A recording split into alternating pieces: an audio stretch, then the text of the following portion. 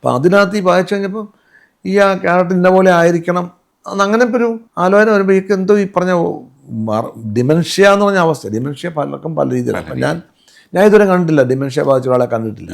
എൻ്റെ സുഹൃത്തായ ഡോക്ടറോട് ചോദിച്ചു. അപ്പം ഞാൻ അടുത്തൊരു പയ്യനെ കണ്ട, ആ പയ്യൻ ഇങ്ങനെ എപ്പോഴും ഇങ്ങനെ ആലോചിക്കണം, അവൻ ഈ മുടി ഇങ്ങനെ പിടിക്കും, അവൻ്റെ കൊച്ചുമുടി അവനിങ്ങനെ ഇങ്ങനെ ഇങ്ങനെ പിടിക്കുന്ന സ്വഭാവം ഉണ്ടായിരുന്നു. അത് ഞാൻ കൊച്ചായി നമുക്ക് കണ്ടിട്ടുണ്ട്. അപ്പം അതൊക്കെ അവൻ്റെ ഒരു പ്രശ്നമാണ്, നമുക്കറിയാം. അന്ന് പിന്നെ കൊണ്ട് ഡോക്ടറെ കാണിക്കുകയൊക്കെ ചെയ്തു. അപ്പം അതുപോലെ എന്തെങ്കിലും സംഭവം വേണമെന്ന് ഞാൻ ആലോചിച്ചു. പക്ഷേ അത് പ്രകടമാകാൻ പാടില്ല, പ്രേക്ഷകൻ അറിയരുതല്ലോ. അന്നേരം ഞാൻ എൻ്റെ മനസ്സിൽ ഈ ഒരു സംഭവം എനിക്ക് ആദ്യം തോന്നുന്നു. ഇത് തോന്നാൻ കാര്യം, അച്ഛൻ എഴുതുമ്പോൾ അച്ഛന് മിക്കവാറും രാത്രിയിലാണ് എഴുത്ത്.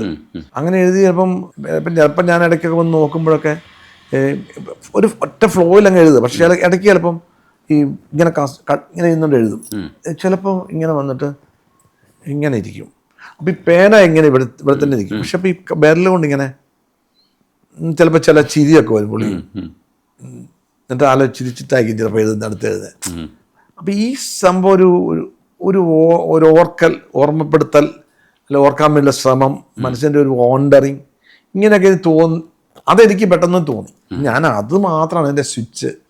ഇത് ഞാൻ കഥാപാത്രം എനിക്ക് ഓർമ്മയിലേക്ക്, മറവിയിലേക്ക് പോകും. അത് മറവി ഓർത്തെടുക്കാൻ ശ്രമിക്കും.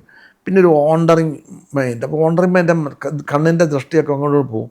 പിന്നെ ഇയാൾ എല്ലാവരിൽ നിന്നും ഇയാളെ ആരും അറിയരുതെന്നുള്ള തോന്നണം. അപ്പോൾ ആരെയും ഫേസ് ചെയ്യല്ല പുള്ളി. ഇങ്ങനെ ഒന്ന് രണ്ട് കാര്യങ്ങളാണ്. പിന്നെ ഇത് ടെൻഷൻ കൂടുന്തോറും ഈ കറക്കം കൂടും, വിരലുകൾക്കാവും.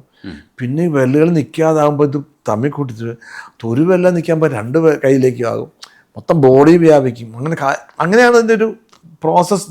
ഇതൊന്നും ഞാൻ മുൻകൂട്ടി കരുതിക്കൂട്ടി ചെയ്ത് അങ്ങനെ സംഭവിക്കുന്നത്.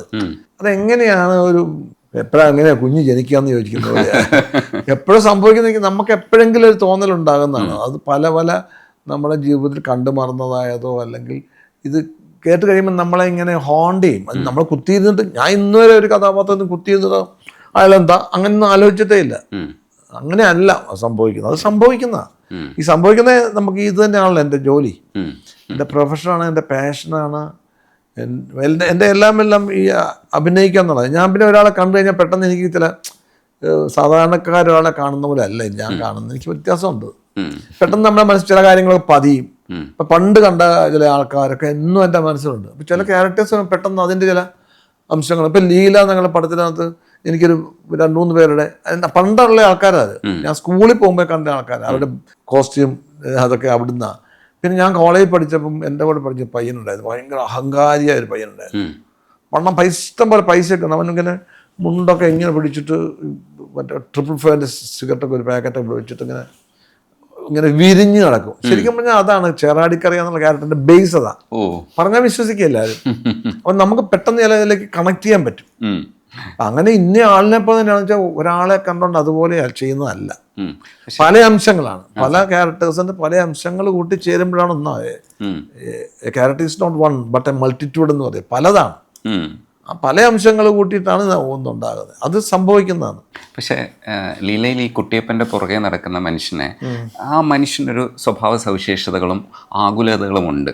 ഈ മനുഷ്യൻ ചെയ്യുന്നതിനോട് എതിർപ്പുണ്ട് പല കാര്യത്തിലും. പക്ഷെ ഇതൊന്നും പ്രകടിപ്പിക്കാൻ പറ്റുന്ന ജസ്റ്റേഴ്സോ ഒരു ആംഗ്യഭാഷയോ ഈ മനുഷ്യനില്ല. പാവത്താനാണ്. ആ ക്യാരക്ടറിനെ കൺസീവ് ചെയ്യുന്ന സമയത്ത് എനിക്ക് തോന്നുന്നു ഏറ്റവും നല്ല രൂപം മാറ്റങ്ങളിലേക്ക് വന്ന ഒരു ക്യാരക്ടറാണത്. എന്ന് വെച്ചാൽ വിജയരാഘവൻ എന്ന് പറയുന്ന ഒരു മനുഷ്യൻ അതിനകത്തില്ല, ആ ക്യാരക്ടർ മാത്രമേ ഉള്ളൂ. ഞാൻ നിന്നെ ഒന്ന് കാണട്ടെ. ആ ജസ്റ്റേഴ്സ് നടപ്പ് ഒരു ഫ്രെയിമിലും ഔട്ടായിട്ടില്ല. ഈ മനുഷ്യൻ അങ്ങനെ തന്നെയാണെന്ന് നമുക്ക് ഒരു ക്യാരക്ടറായിട്ട് തന്നെ ഫീൽ ചെയ്യുന്നില്ല. ഇതിന് ചെറിയ ശ്രമം പോരാ. ഞാൻ മനസ്സിലാക്കുന്ന ഇതിനകത്തൊരു ഹോംവർക്ക് ഉണ്ടാവണം. ഹോംവർക്ക് അല്ല ഞാൻ പറഞ്ഞ, ഹോംവർക്ക് ഉണ്ട് ഡെഫിനറ്റ്ലി. പക്ഷെ അത് ഞാൻ പറഞ്ഞു ഇരുന്ന് ചിന്തിച്ചിട്ട്, ഇപ്പം ഞാൻ എന്നോട് പറഞ്ഞു കഴിഞ്ഞാൽ ഞാൻ മുറി പോയത് ഇങ്ങനെ ആലോചിച്ചുണ്ടാക്കുന്നതല്ല. അതെൻ്റെ യാത്രയിലോ ചിലപ്പോൾ ഞാൻ ബാത്റൂമിൽ പോകുമ്പോഴോ അല്ലെങ്കിൽ കുളിക്കുമ്പോഴോ അങ്ങനെ ഏതെങ്കിലും സമയത്താണ് ഓരോ ചെറിയൊരു സാധനം കിട്ടുന്നത്. ലീലയിലെ പിള്ളേച്ചെന്ന സാധനം എന്നോട് രഞ്ജിത്ത് വായിക്കാൻ പറഞ്ഞു. ആ പുസ്തകം ഞാനിത് ഓൾറെഡി വായിച്ചിട്ടുള്ള ഉണ്ണിയാർ അടുത്ത വീട് കുടമാളൂര്. ഞാനും ഉണ്ണിയാർ വളരെ അടുത്ത സുഹൃത്തുക്കളാണ്. അപ്പൊ ഞാൻ രഞ്ജിത്തോട് ഞാൻ വായിച്ചിട്ടുണ്ട്. അല്ലടോ ഒന്നുകൂടെ വായിക്കും. അപ്പൊ ഈ കഥാപാത്രം എന്നാന്നും പറഞ്ഞില്ല. അപ്പൊ ഞാൻ വായിക്കാൻ കൊള്ളാം, ഇങ്ങനെ സിനിമയൊക്കെ നന്നായിരിക്കും.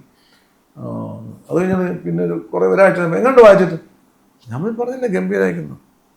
നിങ്ങൾക്ക് ഏതാ കഥാപാത്രം ഇഷ്ടപ്പെട്ട ക്യാരക്ടർ ഏതാ ചോദിച്ചു. അവനിക്ക് പിള്ളാച്ചനെ ഇഷ്ടപ്പെട്ടു. അപ്പം ഞാനും അതിനെ വിചാരിച്ചു എന്ന് പറഞ്ഞു. അപ്പം ഞാൻ മറ്റാരാ പറഞ്ഞു ബിജുവാണ് ചെയ്യുന്നത്.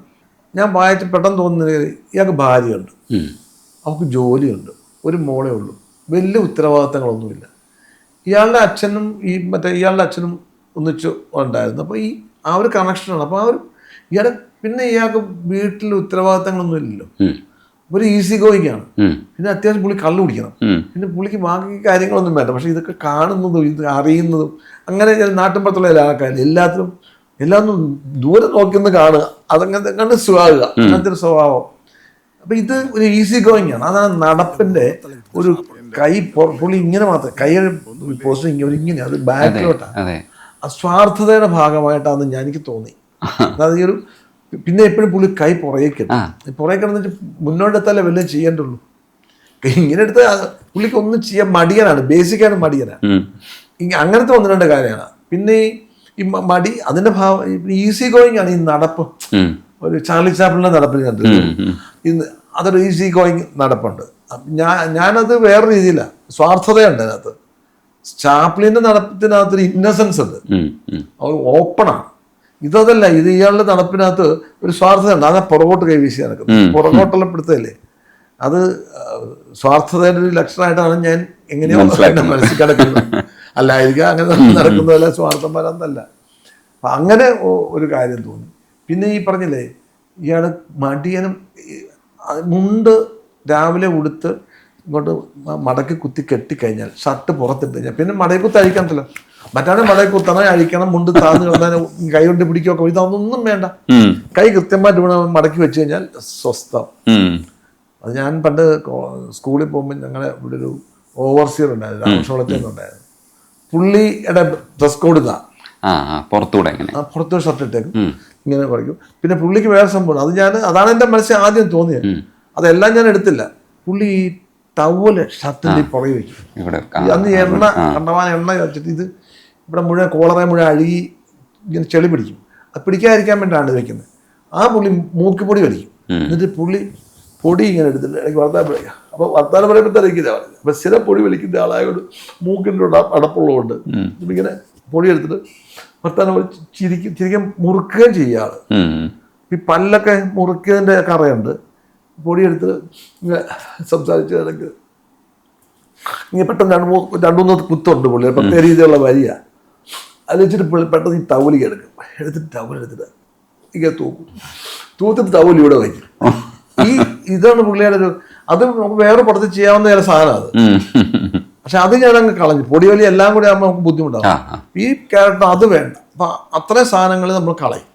എന്നിട്ട് പിന്നെ പുള്ളി ഈ നടപ്പും പുള്ളിയുടെ ഒന്നിക്കുന്നതൊന്നുമല്ല.